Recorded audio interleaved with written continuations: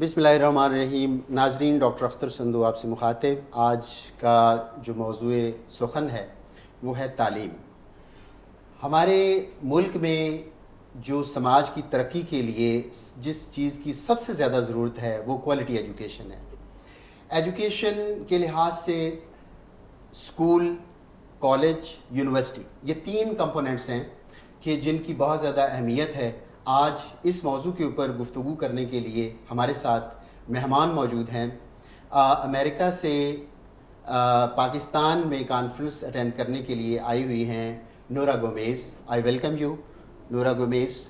She is from Chicago and she is educationist. She is trainer and researcher as well. So we welcome Nora Gomez from Chicago, United States of America. ہمارے پاس دوسرے مہمان doctor Mian Hanan Ahmed, director school of media and communication, talent institute of higher studies. Mian صاحب بہت مہربانی، بہت شکریہ آپ تشریف لائے. تیسرے مہمان محمد سلیم بٹ صاحب ہیں، چیئرمین فارانین الومنائی فریٹرنیٹی، اور اسپورٹس میں ان کا خاص طور پہ یہ نام ہے. آج ہم ان سے جانیں گے کہ جو ہمارے تعلیمی اداروں میں اسپورٹس کا جو کلچر ہے اس کی کیا سچویشن ہے. ہمارے ساتھ ڈاکٹر اعجاز احمد قریشی صاحب ہیں، ایجوکیشنسٹ ہیں، ایکس وائس چانسلر ہیں، آج کل ریکٹر ہیں talent institute of higher studies. اور آپ کی ڈاکٹر صاحب بہت مہربانی ہے، آپ تشریف لائیں.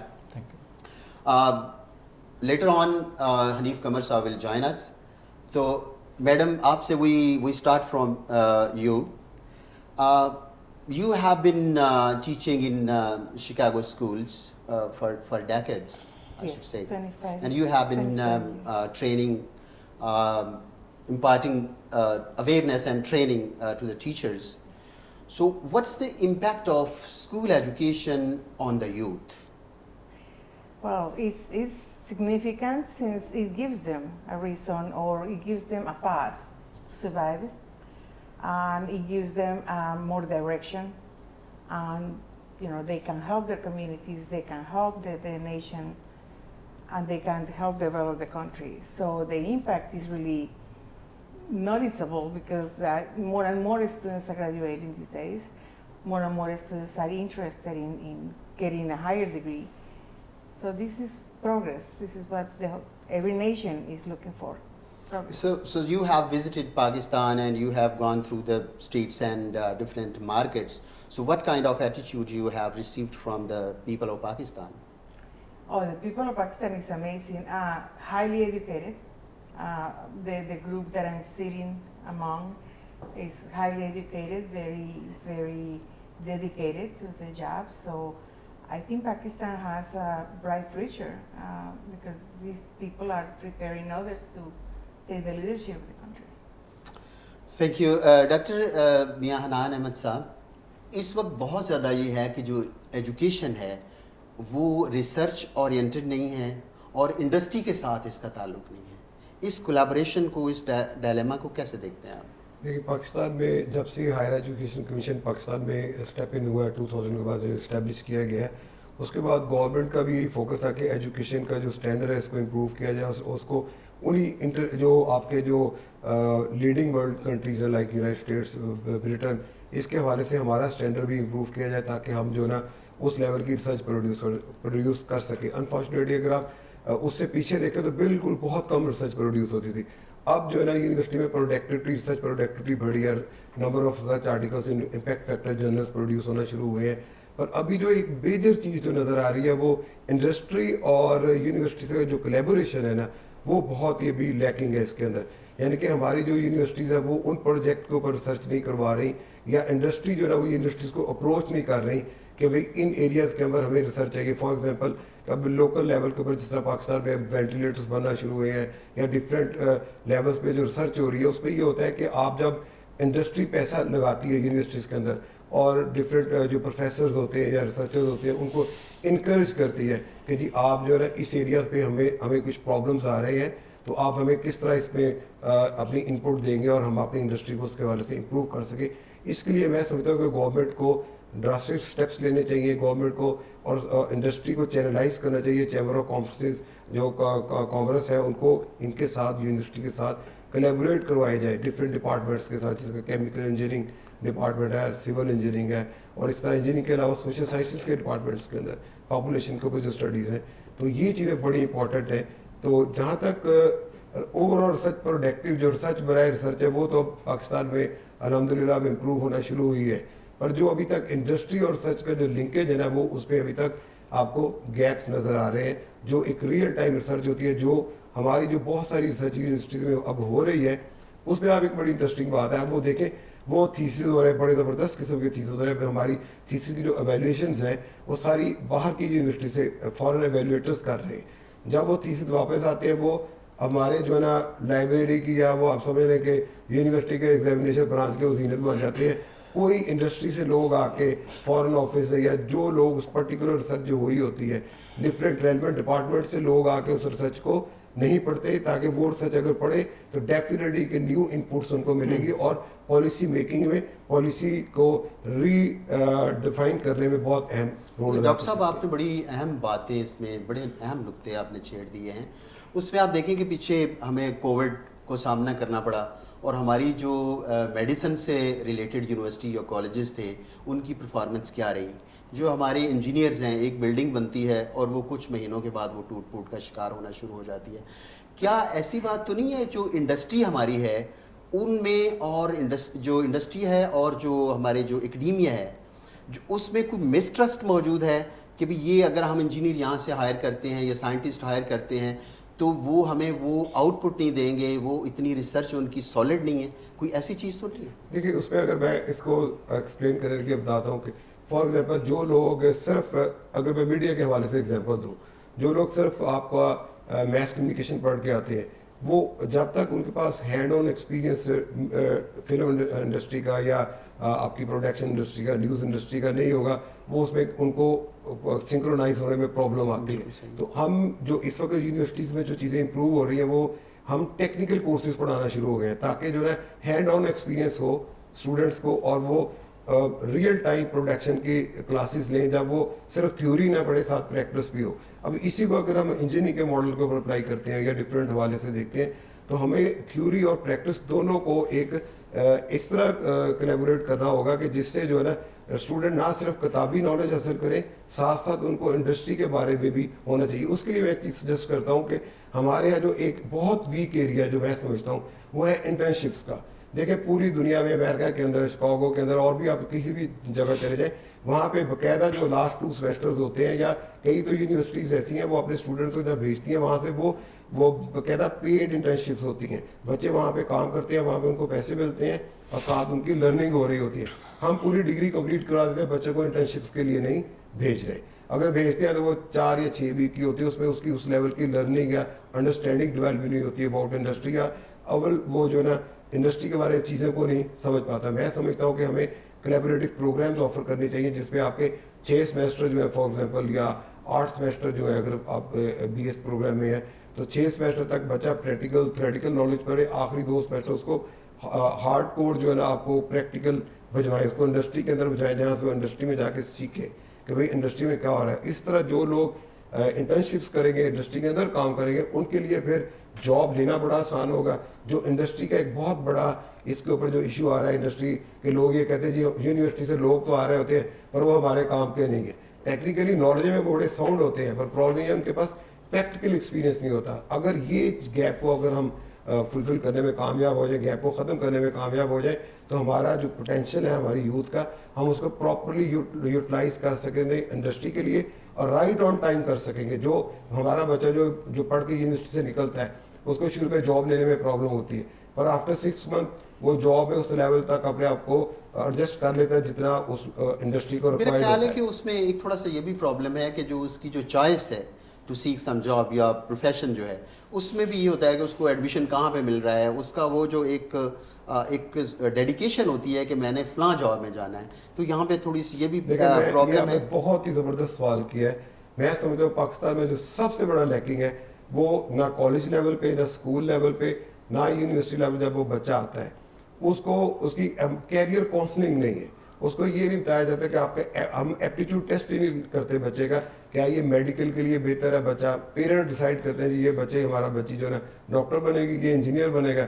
جب ان سے میرٹ پہ داخلہ نہیں آتا تو کہتے ہیں جناب اس کو میڈیا میں لے جائیں, اس کو ادھر لے جائیں, اس کو ادھر لے جائیں. اب تھوڑا سا ٹرینڈ آیا ہے میڈیا کے حوالے سے اگر میں کہوں کہ بچے خود سے کیمرہ لے کے وہ چاہ رہے ہیں کہ وہ میڈیا انڈسٹری میں آئیں. اور آپ دیکھیں کہ پاکستان کی میڈیا انڈسٹری میں جتنا بچہ پروڈیوس ہو رہا ہے, جتنے اسٹوڈنٹ ڈگری کر کے نکل رہے ہیں, ان کی اتنی کنزمپشن نہیں ہے کیونکہ چینلز اتنے گرو نہیں کر رہے ہیں, ان کے پاس اتنا پیسہ نہیں ہے. اب سوشل میڈیا کے اوپر سارا ریونیو شفٹ ہو گیا ہے. تو میں سمجھتا ہوں کہ یہ فیکٹرز بہت زیادہ امپورٹنٹ ہیں جو ہمارے فیوچر کو ڈیفائن کر رہے ہیں. جی سلیم بٹ صاحب, اسپورٹس ہمارے جو تعلیمی ادارے تھے ان کا بہت ایک انٹیگرل پارٹ ہوتا تھا, اور بڑے بڑے پلیئر جو ہے وہ ہمارے ادارے جو انہوں نے پروڈیوس کیے.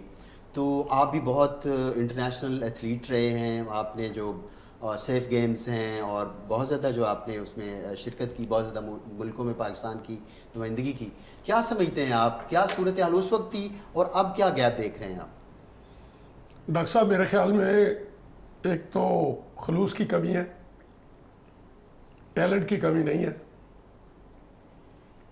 اصل میں جو لوگ ہیلم آف افیئرس پر بیٹھے ہیں وہ سوائے جوائے رائڈرز کے اور کوئی نہیں رہ گئے. پہلے لوگ بڑے ڈیڈیکیٹڈ ڈیووٹڈ ہوتے تھے, بذات خود وہ نیشنل لیول پر انٹرنیشنل لیول پر ان گیموں میں انہوں نے حصہ لیا ہوتا تھا. آج اگر تمام طرف آپ نظر دوڑائیں تو آپ کو ایک بھی ایسا بندہ نہیں دکھے گا جس کا کہ اپنا پرسنل کوئی سپورٹس میں حصہ لینے کا تجربہ ہو. پھر گورنمنٹ کی پالیسی ایسی ہے کہ پہلے کالجوں میں سپورٹس بیسس پر داخلہ ملتا تھا تو بڑے بڑے اچھے سپورٹس مین کالجز سے تیار ہو کے نکلتے تھے. پہلے پی آئی اے, ریلوے, واپڈا, صوبوں اور باقی محکموں کی, پولیس کی, آرمی کی ٹیمیں ہوتی تھی جو کہ ختم کر دی گئی ہیں. کوئی سپورٹس مین ایسا نہیں ہے جس کو سپورٹس بیسس پر روزگار ملے. جس بچے کے گھر میں روٹی نہیں پکے گی اس نے سپورٹس کیا کرنی ہے. کرکٹ جو ہے یہ خود بخود گلیوں میں کھیل کے لوگ سامنے آ رہے ہیں. ادروائز اگر کرکٹ کا کوئی کنٹرول بورڈ یہ کہے کہ ہماری ایفرٹس ہیں تو یہ جھوٹ ہے. آپ دیکھیں کہ اسکواش میں ہمارا دنیا میں ڈنکا بجتا رہا ہے کئی سال, ہاکی کے ہم چیمپئن سال ہر سال رہے ہیں, کرکٹ میں رہے ہیں, ریسلنگ میں رہے ہیں, ویٹ لفٹنگ میں رہے ہیں. کہاں گئے ہم؟ سارا کچھ ختم ہو گیا ہے. کنہوں نے کر دیا ہے؟ جو ویسٹڈ انٹرسٹ کے لوگ ہیں. 3 بندوں کو ہر صورت کسی اولمپکس میں, ایشین گیموں میں ضرور بھیجتے ہیں, اس لیے کہ 12 بندوں کا جوائے رائڈر کا اسکواڈ بھی ساتھ جانا ہوتا ہے, جن کی بیویاں ان کو لسٹیں دیتی ہیں. ان کا کوئی انٹرسٹ کسی میٹنگ میں نہیں ہوتا, کسی گیم میں نہیں ہوتا. وہ جاتے ہیں اور اپنی لسٹ کے حساب سے شاپنگ کر کے ادھر آ جاتے ہیں. ضرورت اس امر کی ہے کہ گورنمنٹ ری وزٹ کرے اپنی سپورٹس پالیسی کو, اور یہ جو پرانے 10-10 سال 15-15 سال کے لوگ بیٹھے ہوئے ہیں جو نہ رزلٹ دے رہے ہیں نہ گیم کو آگے چلنے دے رہے ہیں, ان کو ایک طرف کرے, کسی آرڈیننس کے ذریعے, کسی حکم کے ذریعے نیا ٹیلنٹ آئے. وہ بھی کلب لیول سے شروع ہو, ڈسٹرکٹ لیول سے شروع ہو, ڈویژن ہو, پروونس لیول ہو, تب وہ پاکستان میں آئیں. آپ دیکھیں گے کہ آپ کو بڑا ٹیلنٹ مل جائے گا. لیکن یہ جو موجودہ آفس بیئرز ہیں ان کا مقصد کسی سپورٹس کو, کسی گیم کو پروموٹ کرنا نہیں ہے, بلکہ یہ اس کے رستے میں آبسٹیکل کھڑی کرتے ہیں. ایک ایک گیم کی 6 فیڈریشنیں, 4 فیڈریشنیں, 4 ایسوسیشن بنی ہوئی ہیں پیرلل, جو ایک دوسرے کی ٹانگ کھینچنے میں لگے ہوئے ہیں. سپورٹس کے فیلڈ کی طرف لڑکوں کی توجہ نہیں دلوائی جا رہی. دوبارہ ضرورت ہے کہ کالجوں میں سپورٹس بیسس پر بچوں کو داخلہ دیا جائے. جو بچے اچھے ہیں ان کو فیسیں معاف کی جائے, ان کو انکریج کیا جائے. ڈپارٹمنٹس دوبارہ نوکریاں دینی شروع کریں, بچوں کا روزگار چلائیں, اور بچوں کو اس کام کے لیے فارغ کر دیں کہ آپ نے صرف سپورٹس کرنی ہے. تو پھر دیکھیں سپورٹس کس طرف جاتی ہے. جیسے یہ تو حضرت قائد اعظم نے بھی فرمایا تھا, ویسے بھی انٹرنیشنل ایک اصول ہے کہ اچھے جسم کا اچھا دماغ ہوتا ہے. ہمارے پاس نہ اچھا جسم ہے تو اچھا دماغ کہاں سے ہونا ہے. ضرورت اس عمر کی ہے کہ ہر صورت ہر بندہ اپنے لیول پر اپنے آپ کو سپورٹس مین سمجھ کر اپنے بچوں کو سپورٹس فیلڈ کی طرف لائے, تاکہ آج کے دور میں یہ جو منشیات کی طرف ہمارے بچے جا رہے ہیں, یہ جو مختلف گیموں کی طرف جا رہے ہیں اور ان سے بڑے حادثات ہو رہے ہیں, ون ویلنگ کر رہے ہیں, ان کو صحیح جو فیلڈ آف سپورٹس ہے وہ مہیا کیا جائے تاکہ ان کی جو توجہ ہے ایک عمر کا خاص حصہ ہوتا ہے جس میں انسان کا دل کرتا ہے کہ دیوار کو مکہ مار کے اس کو توڑ دوں، اس وقت اگر اس کو سپورٹس فیلڈ مہیا نہ کیا جائے، اپرچونٹیز مہیا نہ کی جائے، تو پھر اس کا ضروری بات ہے کہ اس نے اپنے جوش کو یا تو ہیروئن کی طرف لے جائے گا یا کسی اور طرف لے جائے گا، اور یوں اس کا مستقبل بھی تو آ جائے گا، اس کی جوانی جو ہے وہ بالکل ختم ہو نیگیٹو ایکٹیویٹیز کی طرف چلے جائے گا. بڑی خوبصورت بات کی ہے ڈاکٹر اعجاز قریشی صاحب. ہمارے پاکستان میں ہائر ایجوکیشن ڈپارٹمنٹ ہے، ہائر ایجوکیشن کمیشن ہے، PHEC ہے، اسکول ایجوکیشن ڈپارٹمنٹ ہے. اس سے لگتا ہے کہ جو ہماری جو ریاست ہے، جو گورنمنٹس ہیں، they are keen to improve the standard of education. لیکن اس کے باوجود ڈیٹیریوریٹ کر رہی ہے ہماری ایجوکیشن، اسپیشلی جو ریسرچ ہے. اور یہ کیا فیکٹرز آپ دیکھتے ہیں، کیا مسئلہ ہے اس کے ساتھ؟ جی professor Sindhu, thank you so much. It's a very good question and it is something that requires attention of policy makers.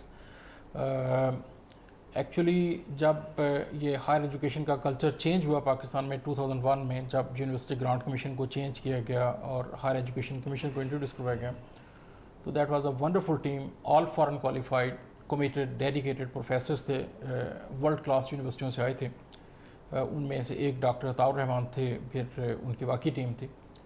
تو اب جو روڈ میپ انہوں نے ڈیزائن کیا تھا، it was going very well until 2008. اب 2008 میں آ کے جب وہ I guess it was 18th amendment, جس کے ذریعے پھر ہائر ایجوکیشن کو شفٹ کیا گیا فیڈرل سے پروونسز کی طرف. اب وہ ڈیسائیڈ تو ہو گیا کہ اس کو فیڈرل سے پروونسز کی طرف کر دو. اب سیٹ بیک یہ تھی کہ پروونسز کے پاس کیپیسٹی تھی نہیں بالکل بھی، نہ تو ہائر ایجوکیشن کمیشن جیسے ریسورسز تھے، نہ ہی HEC والے انٹیلیکچوئل مائنڈ تھے وہاں، نہ ہی HEC جیسی فارن کولیبوریشنز کی اپرچونیٹیز تھی، اور نہ ہی ان ریالٹی HEC جیسی فنڈنگ اویلیبل تھی ان کے پاس. اب HEC نے شروع سے کام کیا تھا ورلڈ بینک کے ساتھ، IMF کے ساتھ، یورپین آرگنائزیشنز کے ساتھ، آسٹریلین کے ساتھ، تو اس طرح ٹاپ آرگنائزیشن کے ساتھ کام کر کے تو ایک فنڈنگ کے سورسز انہوں نے اپنے لیے جنریٹ کر دی تھی. پروونسز میں وہ کیپیسٹی ہی نہیں تھی ابھی بھی. Honestly speaking I can sure you go visit higher education department, you be at least it has happened with me. اب موسٹ آف دا ٹائم میں ہولڈ مائی ہیڈ کہ میں بات کر کس سے رہا ہوں. دیکھو آپ ان کو کچھ پوچھ رہے ہوتے ہیں، وہ آگے سے کچھ اور بتا رہا ہوتا ہوں. پیچھے ریسنٹ پاسٹ میں آپ نے دیکھا کہ سیکریٹری ہائر ایجوکیشن کو ہر 2 مہینے بعد چینج کر دیتے تھے. اب جب ہائر ایجوکیشن کو آپ اس طرح ٹریٹ کریں گے پروونسز میں، تو وہ کیا کوئی بندہ آ کے پالیسی ڈیزائن کرے گا؟ کیا وہ کوئی بندہ اسٹیک ہولڈر کے ساتھ بیٹھ کے کام کرے گا؟ تو that has led to a total disaster in the recent past unfortunately. تو what's required is basically کہ چونکہ یونیورسٹیاں جو ہیں they are formed under ordinance جسے چارٹر کہتے ہیں، اور وہ چارٹر ایک ان کا کانسٹیٹیوشن ہوتا ہے کہ they are supposed to work independently within their framework defined by the law. لیکن اس میں انٹرفیئرنس ہوتی ہے انسٹیڈ کہ ان کو ایک فری ہینڈ دیا جائے. تو جب تک ہائر ایجوکیشن کو آپ ایک لیول تک نہیں لے کے آتے، ریسرچ کا کلچر آپ کا پرموٹ نہیں ہوگا. ریسرچرز جو کہ ریسرچ نہیں کر سکیں گے تو یونیورسٹیوں میں فارن فنڈنگ کا کلچر پرموٹ نہیں ہوگا. فارن فنڈنگ جو آتی ہے یونیورسٹیوں میں، جو کولیبریٹیو ریسرچ کے ذریعے آ رہی ہوتی ہے، وہ کبھی نہیں آئے گی. اور وہ actually that's what we have seen. میں نے جتنی یونیورسٹی میں کام کیا، 2 یونیورسٹیوں کو ہیڈ کیا as a rector and vice chancellor, کہ بجائے اس کے کہ گراف اوپر جاتا وہ گراف نیچے آیا. ریسرچ پروڈکٹیویٹی جو ہے وہ بڑی ہے. اگر آپ برکس ریجن کو دیکھیں کہ پاکستان کے ریسرچرز نے جو ریسرچ پروڈیوس کیا وہ بہت زیادہ ہے، لیکن جب آپ دیکھتے ہیں کہ اس ہائی امپیکٹ فیکٹر ریسرچ کی وجہ سے فائنینشیل امپیکٹ کیا ہے، تو وہ آپ کو فائنینشیل امپیکٹ نظر نہیں آئے گا کسی جگہ پہ بھی. تو that's a disaster, that's a area that we all need to. Doctor صاحب اس میں آپ نے بات کی ہے، فار ایگزامپل جو سوشل سائنسز کی بکس ہیں وہ mainly those books are written by the foreign writers. کم از کم اگر ہمارے پاس ٹیکنالوجی نہیں ہے، یہ ساری چیزیں ہمارے پاس اکوپمنٹ نہیں ہے، تو ایٹ لیسٹ سوشل سائنسز میں جتنا بھی کام ہوا ہے اس میں ایون پاکستان اسٹڈیز اور ہسٹری آف پاکستان کے اوپر جو کتابیں ہیں وہ باہر سے جو لکھی ہوئی ہیں ان کو اتھینٹک سمجھا جاتا ہے. تو میرا خیال ہے کہیں نہ کہیں پہ ایک گیپ موجود ہے کہ جو اس چیز کو ریسرچ کو بہت آگے اچھے طریقے سے جو ہے وہ نہیں آنے دیا جا رہا, اس میں ایسا نہیں ہے. تو یہ ریسرچ جو ہے اس کو کس طرح ہم اس لیول کے اوپر لے کے آ سکتے ہیں کہ بجائے اس کے کہ ہم باہر سے کتابیں خریدتے ہیں, اس کے اوپر کتنا ہمارے پیسے لگتے ہیں, کروڑوں میں ہے.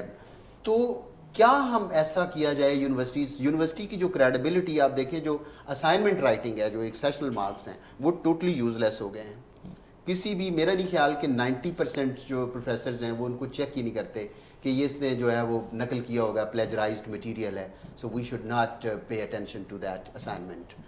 تو جب آپ ایک بیسک جو اسائنمنٹ ٹریننگ ہے نا ریسرچ کی طرف, تو اگر وہ اسائنمنٹ رائٹنگ ایک یوز لیس کمپوننٹ ہو گیا ہے, تو how we can expect a good standard of research in the universities. دراصل it comes back to the original level کہ ٹیچرس کی ٹریننگ جو ہے وہ نہیں ہے. مجھے یاد ہے کہ جب میں نے یو ایس میں پڑھانا شروع کیا تو اس سے پہلے ایکچولی یو ایس میں ایسے ہوتا ہے کہ فرسٹ 2 ایئرز آپ کا کورس ورک ہوتا ہے پی ایچ ڈی کے لیے, اور جو فرسٹ 2 ایئرز آپ کورس ورک کر رہے ہوتے ہیں اس میں آپ کا سپروائزر ایلوکیٹ ہو جاتا ہے فرسٹ ڈے سے.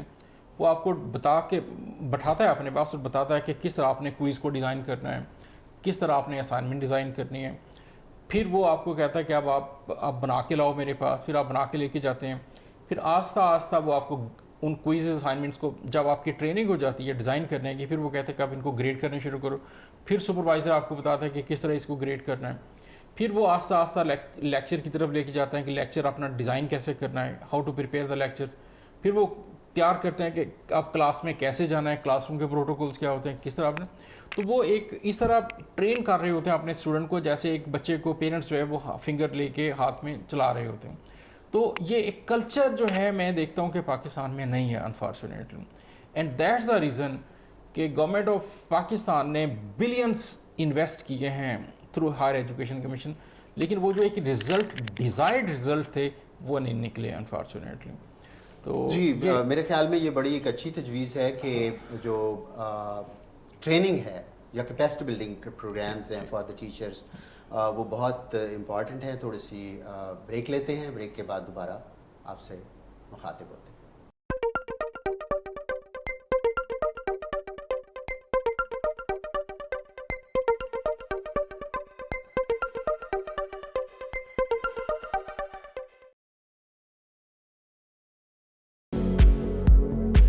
Talon, Institute of Higher Studies.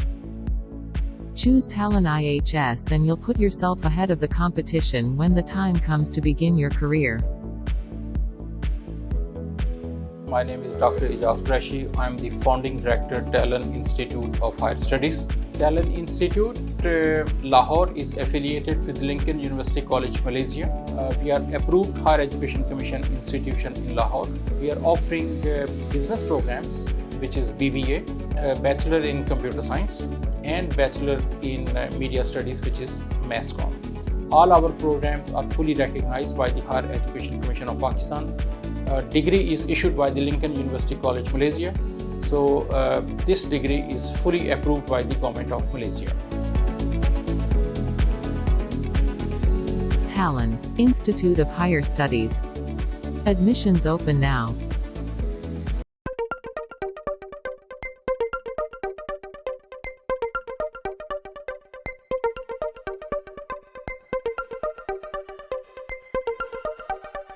جی ناظرین, ویلکم بیک.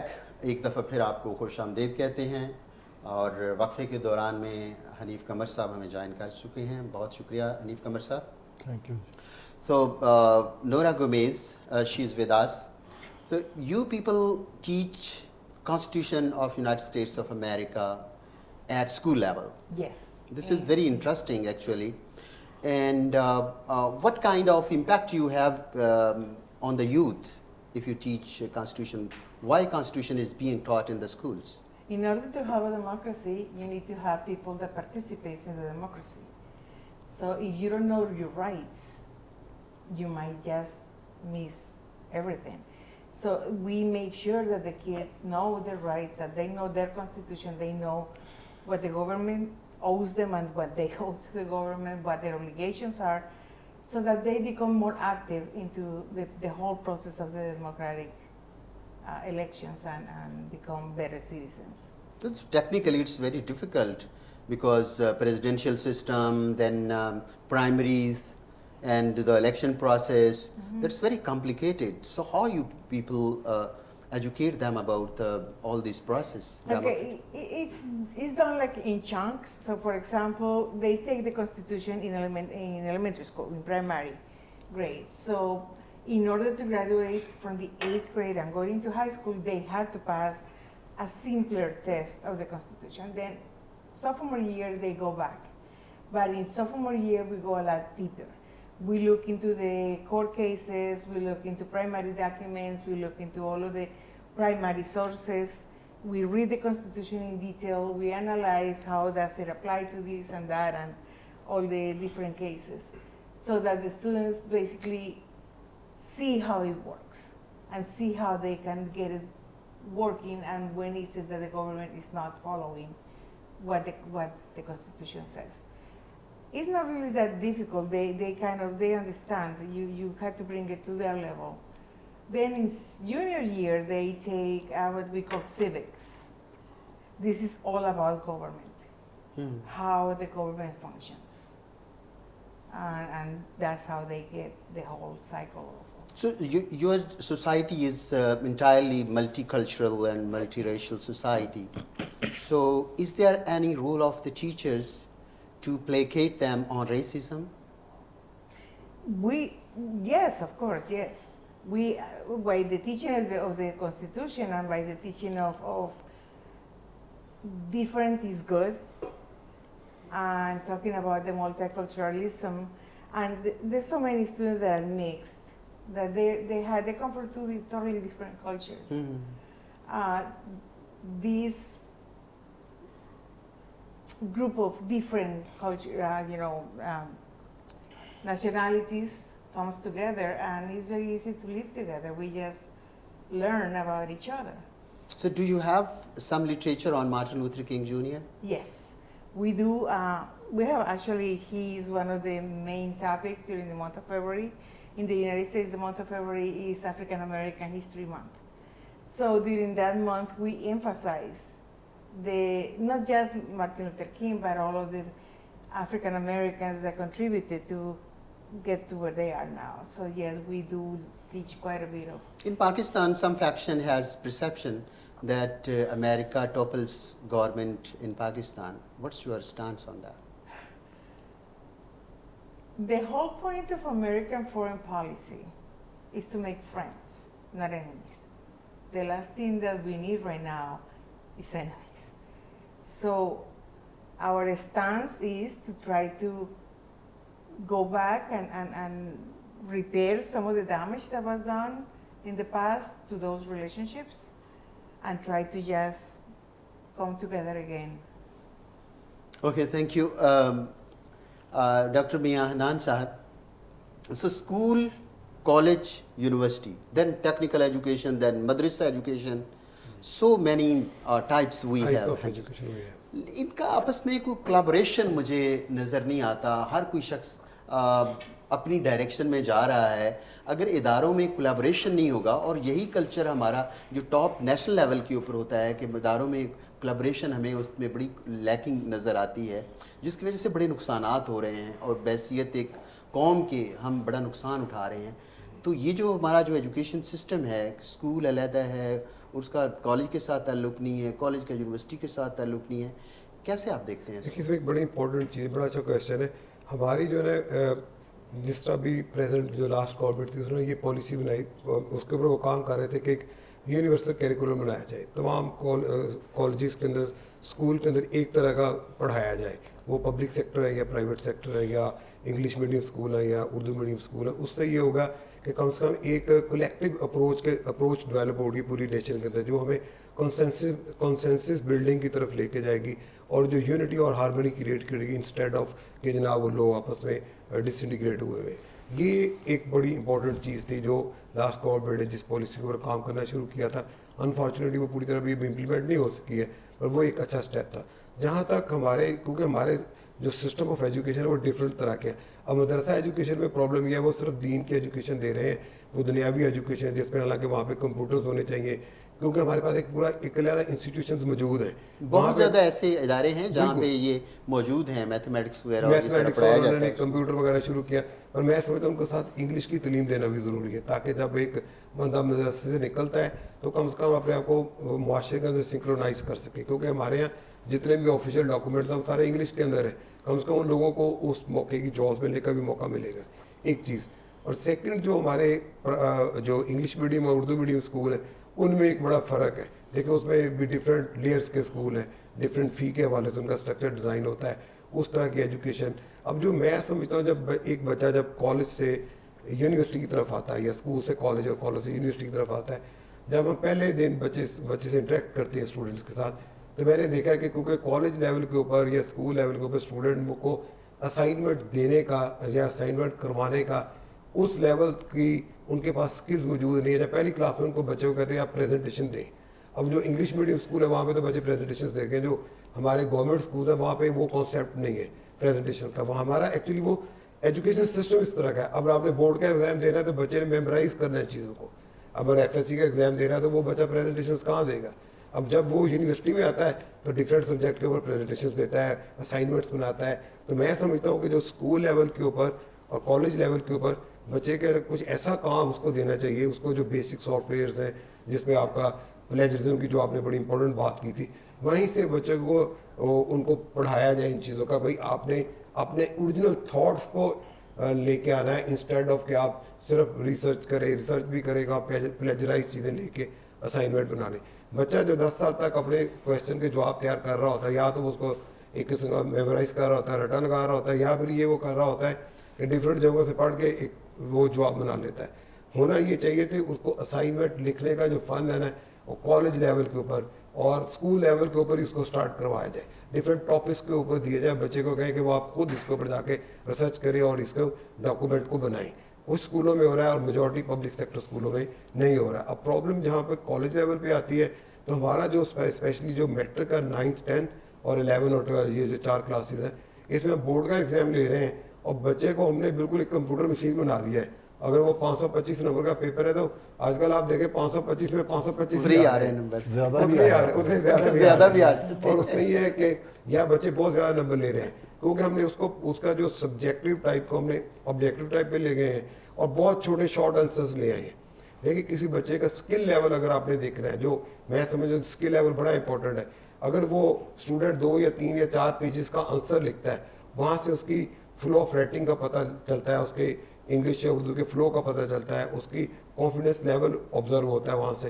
اور کیونکہ جب ہم نے بالکل شارٹ آنسرز دے دیے ہیں اور ملٹیپل چوائسیز دے دی ہیں اس طرح, وہ پھر بچے میمورائز کرتے ہیں چیزوں کو کریٹیکل تھنکنگ کے ساتھ, وہ جواب تو دے دیتے ہیں پر جب وہ کالج یا یونیورسٹی لیول پہ آتے ہیں. سسٹم آپ سے کویشچن ہمارا یہ ہے کہ جو ادارے ہیں اسکول کالج یونیورسٹی ان کا آپس میں انٹریکشن نہیں ہے. یہ دیکھیں نارملی تو جب بھی آپ ایک گریڈ اوپر جا رہے ہوتے ہیں آپ کے ہمارے جو کورس ڈیزائن ہوا ہے اس میں دیکھیں نا کہ آپ جس طرح امریکہ میں جو کانسٹیٹیوشن ہے امریکن کانسٹیٹیوشن اس کے ڈیفینیٹلی ڈفرینٹ لیولز ہیں, وہ ڈفرینٹ پڑھانا شروع کر دیں پہلے لیول دوسرے اس طرح. ہمارے یہاں جو لیولز بنے ہوئے ہیں نا, ہم اگر پاکستان اسٹڈیز میں اگر 14 نکات ہم نے 6 میں پڑھے ہیں 7ویں میں وہی پڑھ رہے ہیں, تو صورتیں اگر وہ ہیں تو وہی, یعنی کہ اس میں انوویشن نہیں ہے, اس میں کریٹیکل تھنکنگ ہم ایڈ نہیں کر رہے کمپوننٹ. ہمارے ویسے یہ ہے کہ جو ہسٹری ہے اس میں مختلف ہیں ایسے اسٹیجز ہیں لیول کا, لیکن وہ دیٹس ویری ڈیفیکلٹ کہ جو اس میں جتنا زمانہ لیتے ہیں تو میرا نہیں خیال کہ وہ بچوں کے لیے کچھ درست ہے جو ٹیکسٹ بک بورڈ. دیکھیں اس میں وہ ڈیفینیٹلی ٹیکسٹ بک بورڈ کی جو کتابیں اس میں اگر آپ ڈفرینٹ جگہ, اب میں آپ کو ایک ایگزامپل دیتا ہوں. میں ایک ٹیکسٹ بک بورڈ کے ایک مرتبہ میں اس میں کمیٹی کے ممبر تھا, تو میں نے وہاں پہ آپ دیکھیں جب اسلامیت کی کتاب آئی ہے, اب آپ دیکھیں جب ہم نے اسلامیت کی کتاب ڈیزائن کروائی ہے, ڈفرینٹ پبلشرز لے کے آتے ہیں, پھر بورڈ اس کو فائنل کرتا ہے جی بھائی, اس میں آپ دیکھیں کہ وہاں پہ آپ پروفٹ محمد صلی اللہ علیہ وسلم کے اوپر آپ ایک پورا چیپٹر دیں 3-4 پیجز کا, اس کے بعد جو خلفۂ راشدین کے اوپر پورا چیپٹر دیں.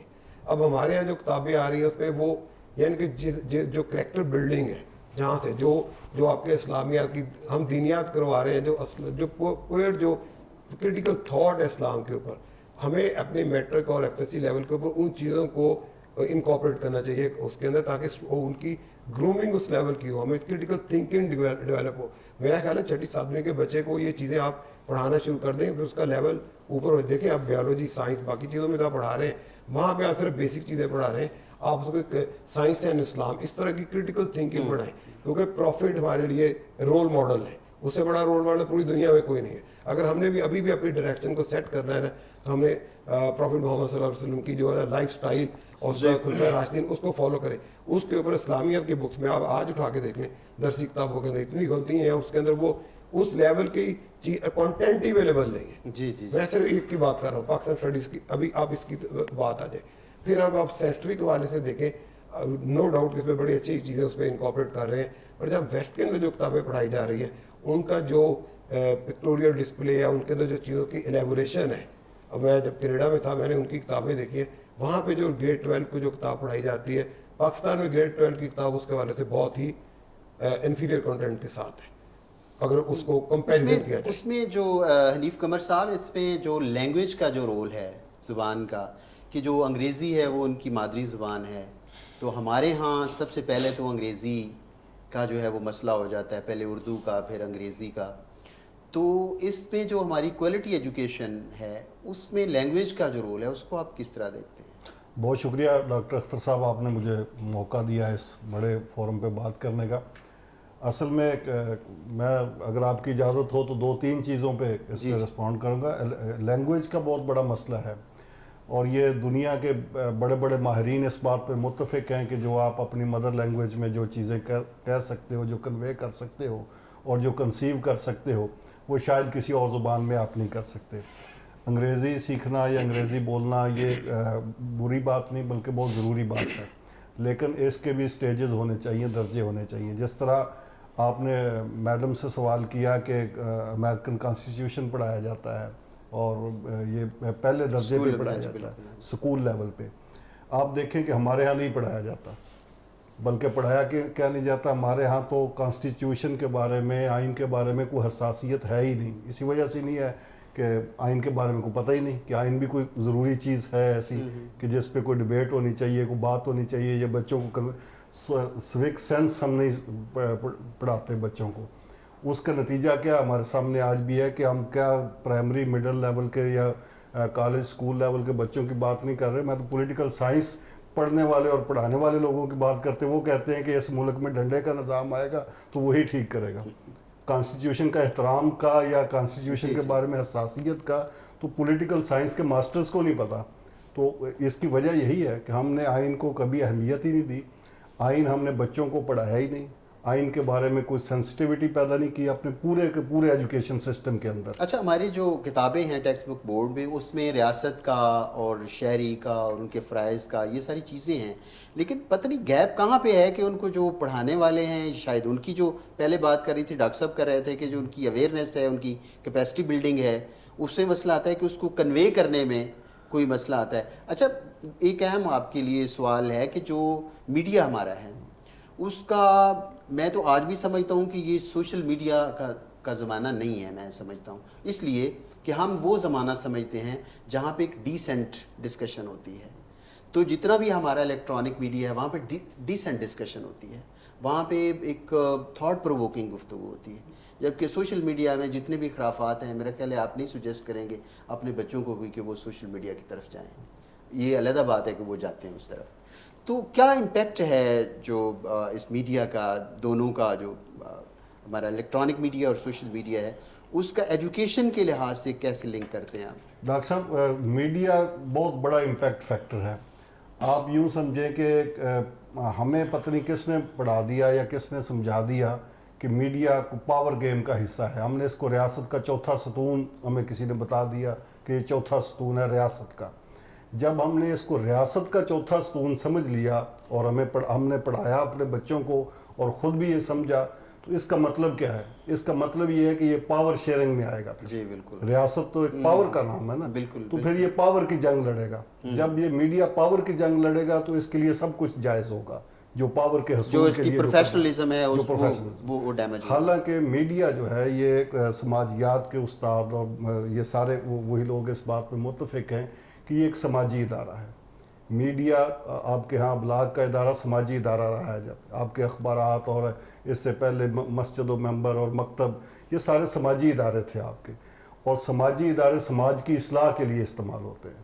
ہمارے ہاں میڈیا سماج کا ادارہ اب نہیں رہا، جس کی وجہ سے اس کا سماج پہ جو اثر پڑ رہا ہے وہ نیگیٹو پڑ رہا ہے، پازیٹیو اثر نہیں پڑ رہا، کیونکہ اس کے پیش نظر اصلاح احوال ہے ہی نہیں. اس کے پیش نظر پاور شیئرنگ ہے.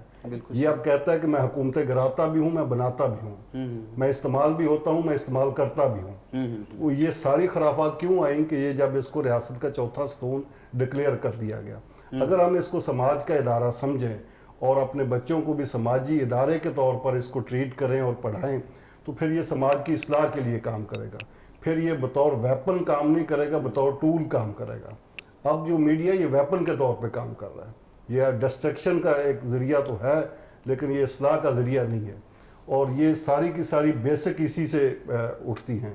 جب آپ اس کی بنیادوں میں جس چیز کا جو اس کا بیج بو دیں گے وہی اس کے اثرات ہوں گے.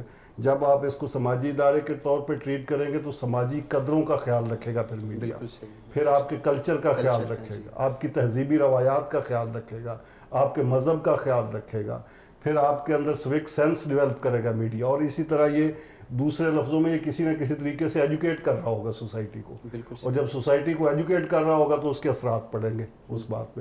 تو میں آپ کی اس بات سے متفق ہوں کہ میڈیا اپنا بنیادی کام نہیں کر رہا.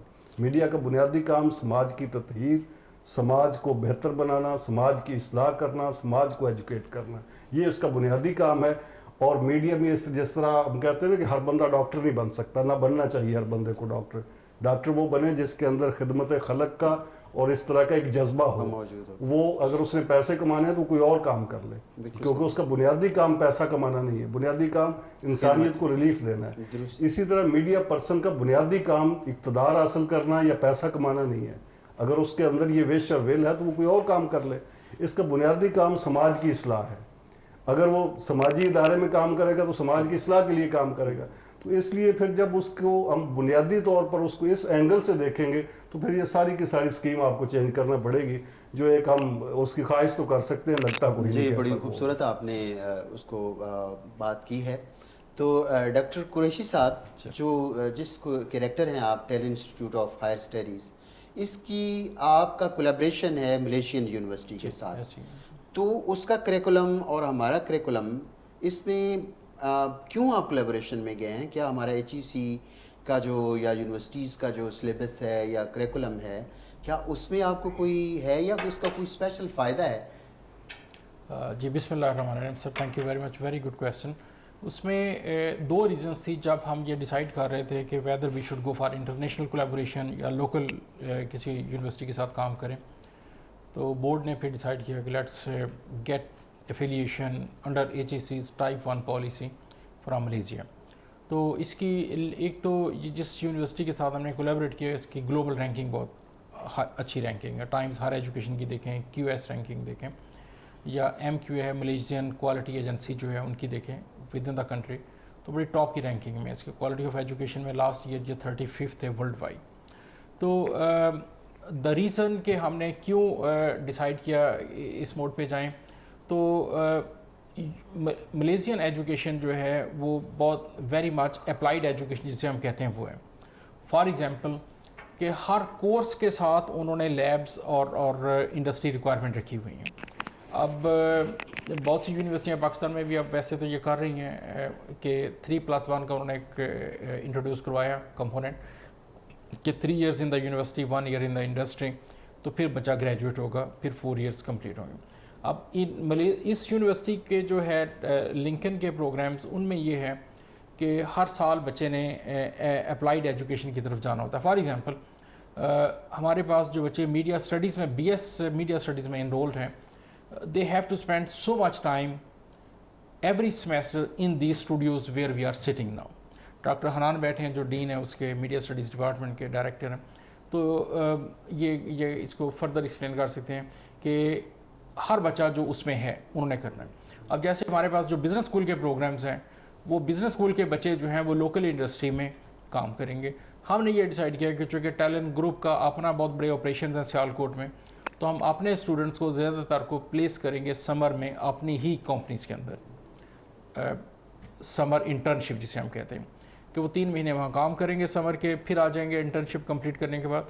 तो जब बच्चे रियल टाइम में इंटरनेशनल बिजनेसेस में इन्वॉल्व होंगे और वो सब हैंड्स ऑन काम करके आएंगे, फिर लेक्चर अटेंड करेंगे, तो they will be totally different person in the university. ये तो एक प्रैक्टिकल सिचुएशन है, बताइए करिकुलम में क्या कोई फ़र्क है इसमें? करिकुलम सर काफ़ी एडवांस्ड मैंने देखा है उनका। फॉर एग्जांपल अगर मैं देखूं कंप्यूटर साइंस के कोर्सेज, बीएस कंप्यूटर साइंस के प्रोग्राम, उनका एक कोर्स है वेब प्लानिंग एंड डेवलपमेंट का। लोकल यूनिवर्सिटियों में नॉर्मली ये कोर्स दिया जाता है 4th और 5th सेमेस्टर में जाकर। लिंकन में ये 1st सेमेस्टर का कोर्स है। तो करिकुलम बहुत एडवांस्ड है उनका, क्योंकि दे compete with international university, they compete with American universities, they compete with British universities. तो उनको वो देख के फिर अपने करिकुलम जो है वो डिज़ाइन करते हैं, और उनकी जो ग्लोबल रैंकिंग है उसकी रीज़न ही एक ये है कि करिकुलम बहुत एडवांस लेवल का करिकुलम है, और एडवांस लेवल के करिकुलम का डायरेक्ट इम्पैक्ट होता है फिर स्टूडेंट की प्रोफेशनल ग्रोथ पे। बच्चा जैसे ही ग्रेजुएट होकर निकलता है, अब आई एम श्योर कि 2 सेमेस्टर जो बच्चा हमारे कंप्यूटर साइंस में पढ़ लेगा, उसको फिर घर वालों से पैसे लेने की ज़रूरत नहीं है, कभी भी ही और she will be fully in a position. लेकिन डॉक्टर साहब इससे पहले का जो है, बस जो आप जो फॉरेन जो करिकुलम आप इंट्रोड्यूस करवा रहे हैं, उसमें बुक्स का इतनी महंगी हमारे स्टूडेंट्स कैसे खरीदेंगे, जो आपकी जो उसकी फ़ी है उसको कैसे करेंगे? क्या ये जो आपका इंस्टीट्यूट है ये एक एलीट क्लास के लिए या कॉमन पीपल इसमें they can join this institute? Sir you will be surprise to know कि हमारी जो फ़ीस है इंटरनेशनल डिग्री की पाकिस्तान में वो 45,000 पाकिस्तानी रुपीस है। अच्छा, जो कि प्रोबेबली लोकल जो अच्छा उसकी रीज़न ये है कि ऑलमोस्ट हर बच्चे को कंपनी जो है, टैलेंट ग्रुप जो है वो फाइनेंस कर रहा है, स्कॉलरशिप दे रहा है, बहुत जनरस स्कॉलरशिप दे रहा है। लेट्स से कंप्यूटर साइंस की हमारी जो है वो 155 या 155,000 पर सेमेस्टर। अब उस बच्चे को हम 110,000 के करीब स्कॉलरशिप दे रहे हैं, और 45,000 उस बच्चे ने पूरे सेमेस्टर का पे करना है, बाकी सारा उसको स्कॉलरशिप मिल रहा है कंपनी की तरफ से। अब ये कंपनी क्यों कर रही है? कंपनी को, टैलेंट ग्रुप को लेट्स से हर साल चाहिए होते हैं 60-70 बच्चे डिफरेंट डिपार्टमेंट्स में, और इनको बच्चे मिलते नहीं हैं। इनका स्पोर्ट्स का बिज़नेस है, स्पोर्ट्स के साथ फिर अपैरल्स का बिज़नेस है, लेदर का बिज़नेस है, सिटी प्लानिंग एंड डेवलपमेंट का बिज़नेस है, कंस्ट्रक्शन मैनेजमेंट के इनके प्रोजेक्ट्स हैं, मीडिया हाउस का प्रोजेक्ट है इनका।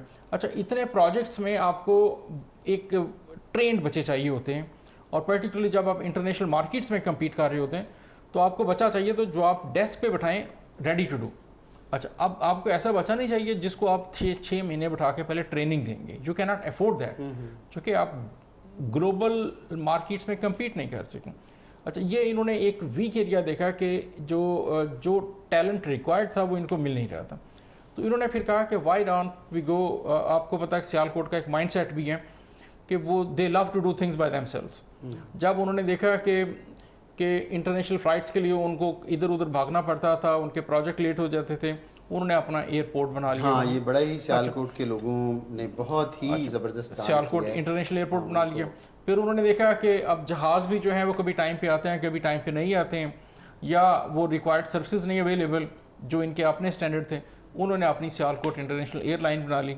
तो ये एक माइंड सेट है वहाँ के एंटरप्रेन्योर का। What about the books? Books are Lincoln में तो ये है कि books are provided by the university.